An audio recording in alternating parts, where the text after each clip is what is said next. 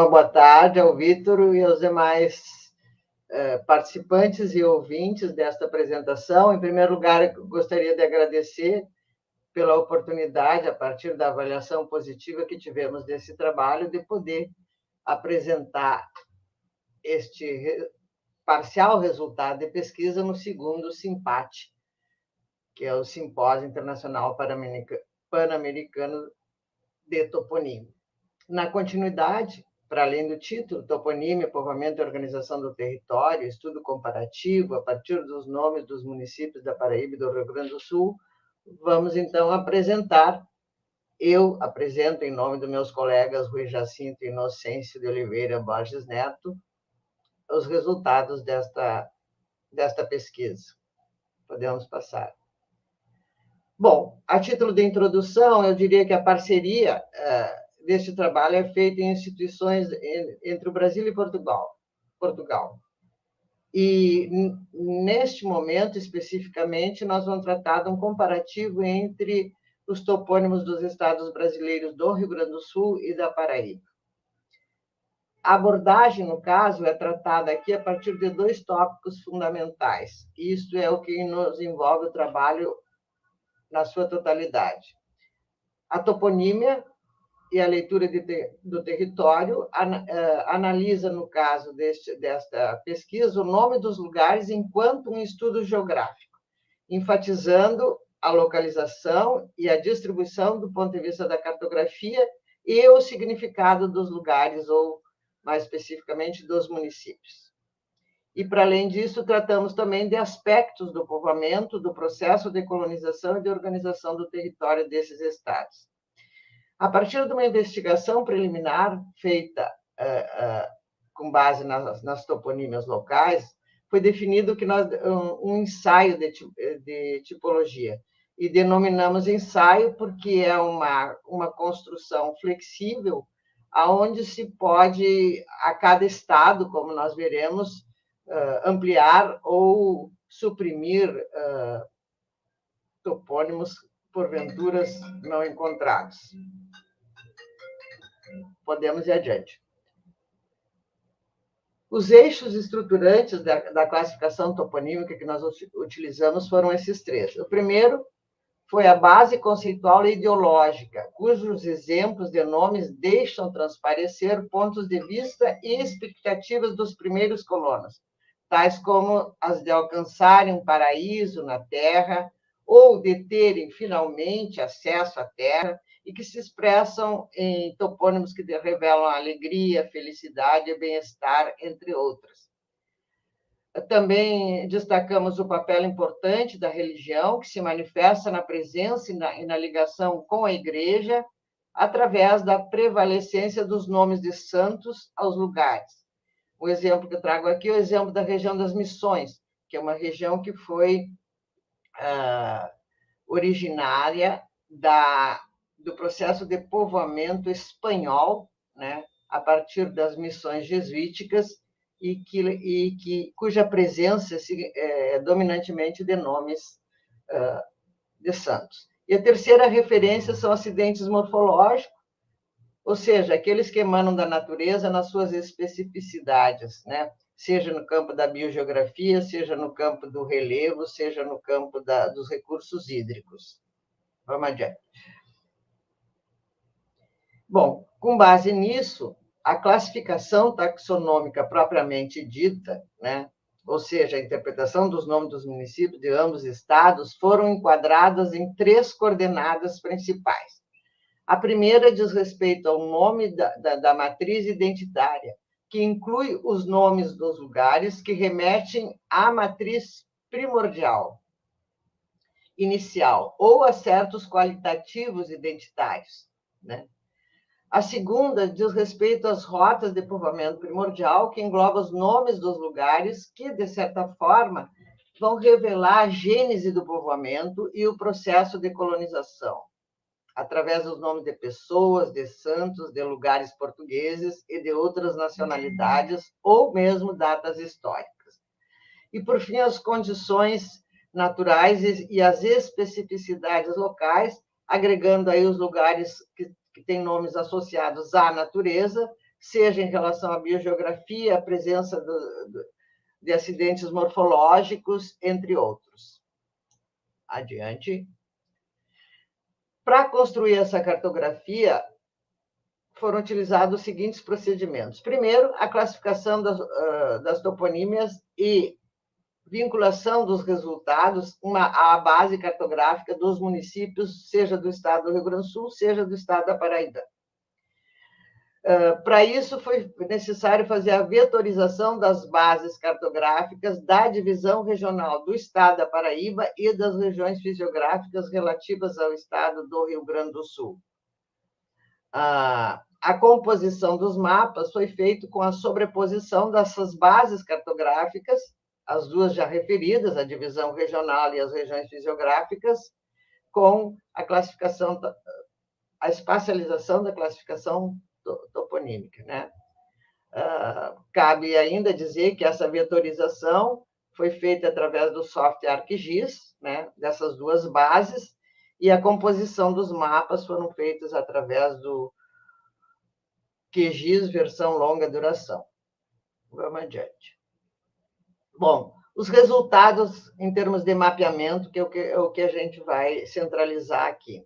Então, inicialmente, localizando os dois estados, a Paraíba é um estado localizado no Nordeste brasileiro, mais especificamente no extremo leste do Nordeste brasileiro, e o Rio Grande do Sul é o estado localizado no extremo sul do Brasil, na fronteira, então, com Uruguai e Argentina. Vamos adiante.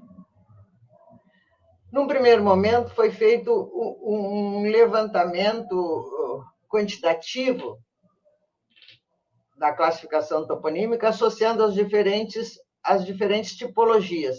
Aqui eu não vou fazer referência a todas, apenas alguns destaques. O primeiro destaque diz respeito àquilo que se falava sobre o ensaio. E vocês podem observar pela listagem das tipologias que, no Rio Grande do Sul, nós teremos a presença de um maior número de tipologias comparativamente à Paraíba. Especificamente, nós podemos fazer referência à imigração, como nomes relacionados à imigração, nomes de data histórica, como presentes no Rio Grande do Sul e não estando presentes na Paraíba. Mas gostaríamos de destacar também o percentual de nomes indígenas naquilo que se chamou de matriz identitária, que é expressivo tanto no estado do Rio Grande do Sul, perfazendo 18% da denominação dos municípios, e na Paraíba, perfazendo 25%. Por outro lado, é também comum e presente significativamente nos dois estados os nomes de pessoas e os nomes de santos, seja no Rio Grande do Sul quanto na Paraíba. Então, esses são elementos que nós temos em comum, embora no conjunto poucos são aqueles nomes que nós não temos a presença em um ou outro estado. Vamos adiante.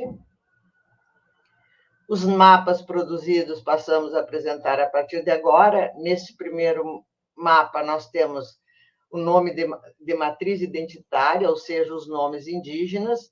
Vocês podem observar, então, que há uma significativa presença de nomes indígenas nos dois estados.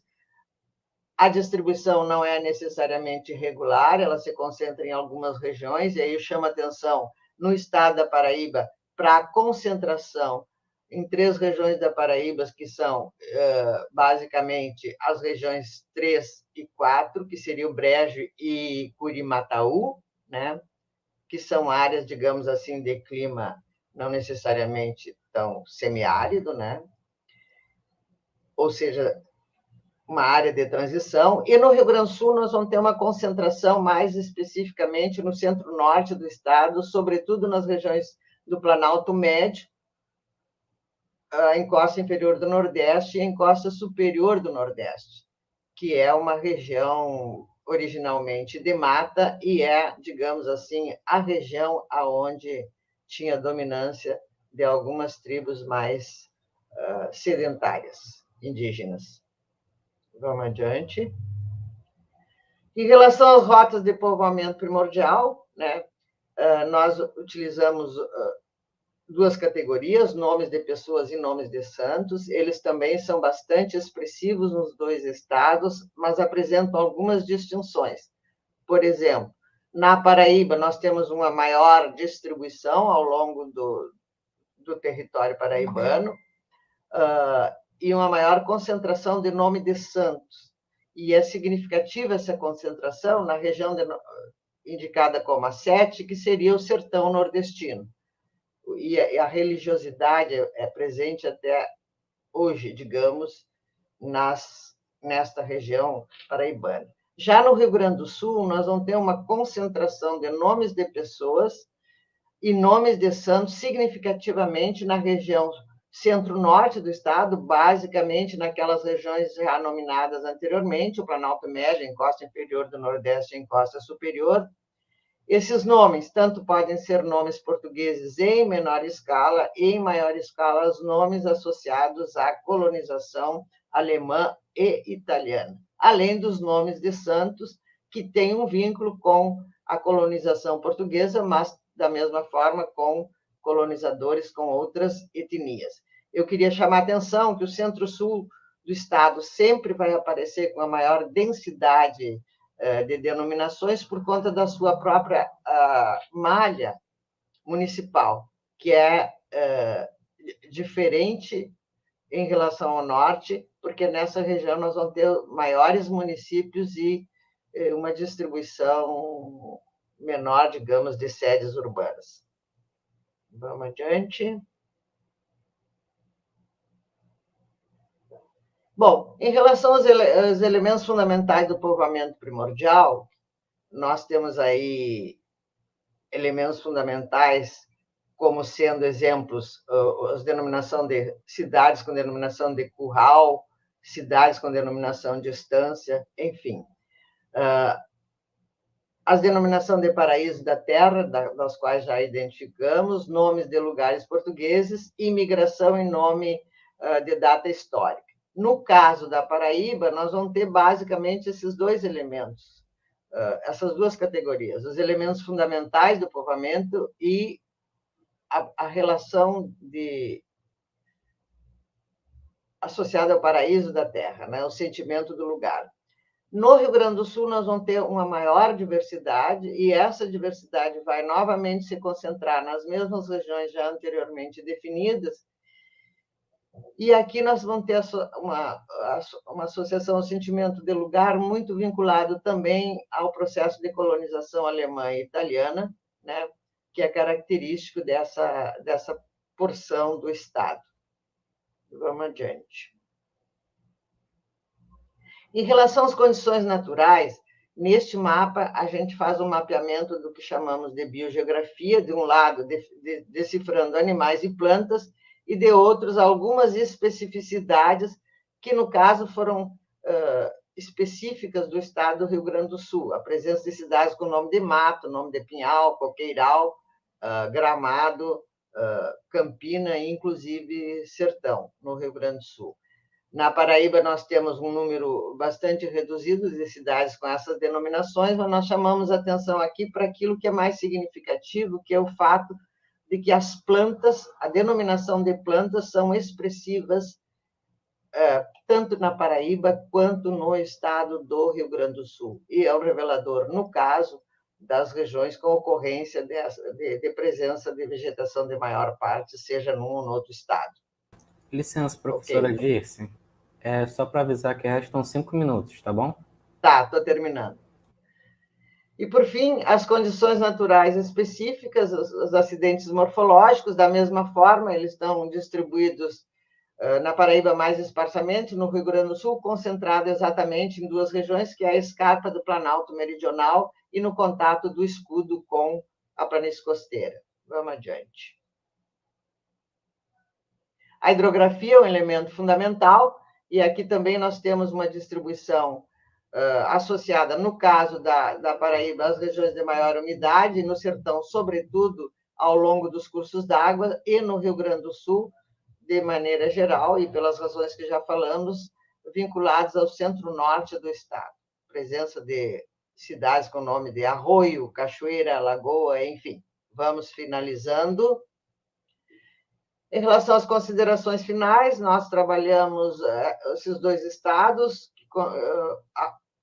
onde o Rio Grande do Sul é constituído de 497 municípios e o estado da Paraíba 223. O que nos chama a atenção a partir dessa cartografia é que a análise revela os nomes indígenas como maior expressão e também, quando nós traduzimos o significado linguístico, predominantemente, ou quase que na sua totalidade, os nomes indígenas diz respeito aos aspectos da sua natureza, prevalecendo as questões biogeográficas, né? E, sobretudo, na Paraíba, destacam-se também os nomes indígenas e as localidades portuguesas com denominação de santos, né? Mas, a última, por fim, mais uma. No caso do Rio Grande do Sul, nós temos, em função da sua localização no extremo sul, em função do seu processo de colonização, a partir da ocupação espanhola e portuguesa, né, um conjunto de cidades que tanto apresentam denominações, seja em nomes de santos, seja em nomes de pessoas relacionados à colonização espanhola, à colonização portuguesa e, da mesma forma, a colonização alemã e italiana. Enfim, para terminar, rapidamente, eu queria dizer que este ensaio de toponímia é um trabalho de pesquisa que viemos realizando e que denominamos de uma possibilidade de geotoponímia. Muito obrigada.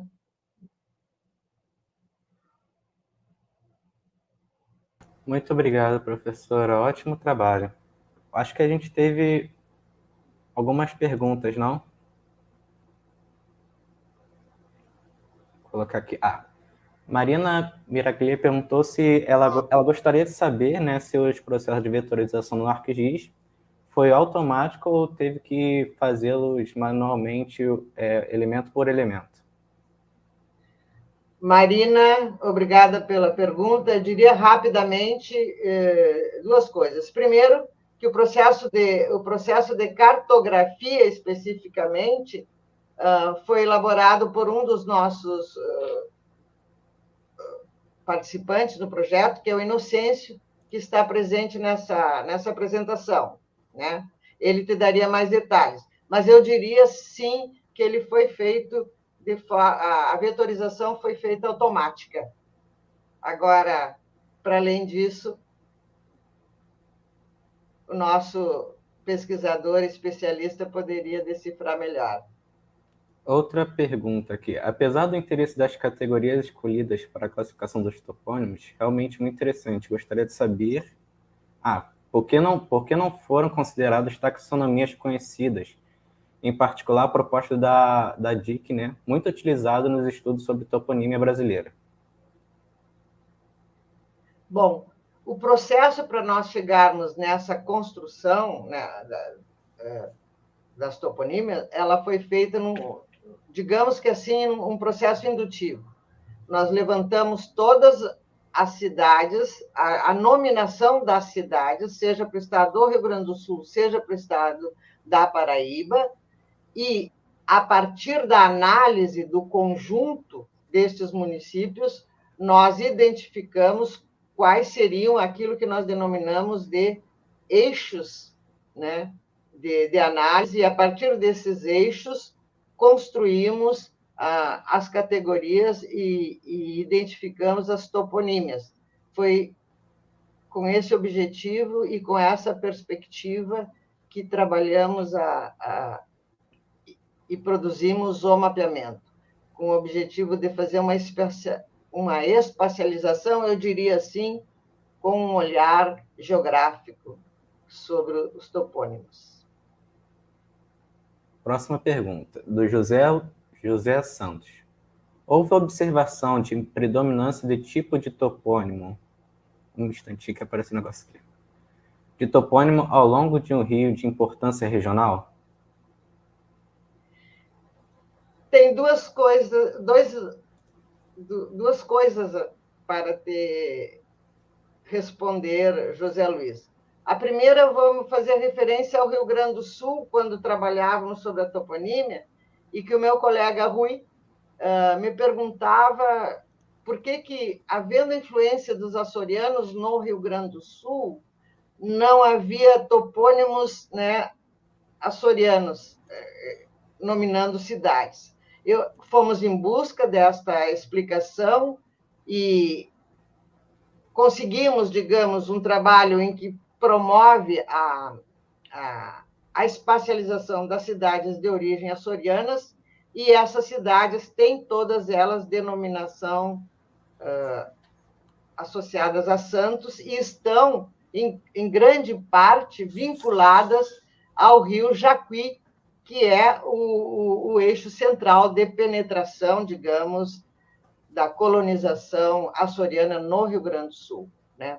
Por outro lado, na Paraíba, especificamente no sertão, uma vez que a Paraíba tem dois eixos de penetração, o Rio Paraíba e o Rio Piancó, no sertão do Nordeste, muito da toponímia associada à água está vinculada ao Vale do Piancó, no sertão. Próxima pergunta. Vanessa Malheiros, boa tarde, parabéns pela apresentação. Existe um mapa com os nomes das pessoas e dos santos? Nós projetamos um mapa em que nós identificamos as cidades com nomes de pessoas e de santos, né? A distribuição, o mapeamento. Agora, do ponto de vista da pesquisa e dos dados que nós temos inúmeras planilhas com as especificações, né, das cidades e dos seus nomes, inclusive com a data de origem do povoamento, que nós estamos reelaborando, né, porque é uma pesquisa mais longa, e aqui apresentamos só uma parte delas. Isso tudo com vistas à possibilidade de dar uma continuidade ao trabalho. Então, temos isso, sim, classificado sobre todas as categorias, as nominações de cada cidade. Última pergunta, né, do professor Menezes. Foi considerado o aspecto histórico ou temporalidade na análise dos topônimos? Então, para este momento e essa geografia e espacialização, mas estamos sim considerando os aspectos históricos, temos todos o levantamento, como eu já disse, da data de ocupação, ou de inicial do povoamento, não necessariamente a data de emancipação, mas também pode ser utilizada, porque há trocas de nome ao longo desse processo, muitas trocas de nome, mas a ideia é, na origem, qual era o nome fundante dessas localidades que depois, desses povoamentos, que depois vieram se transformar em nomes de municípios. Muitos deles permanecem, muitos deles foram, neste processo, substituídos, inclusive, por razões políticas. Muito obrigado, professora Disse, muito obrigado pelo seu ótimo trabalho. Agora nós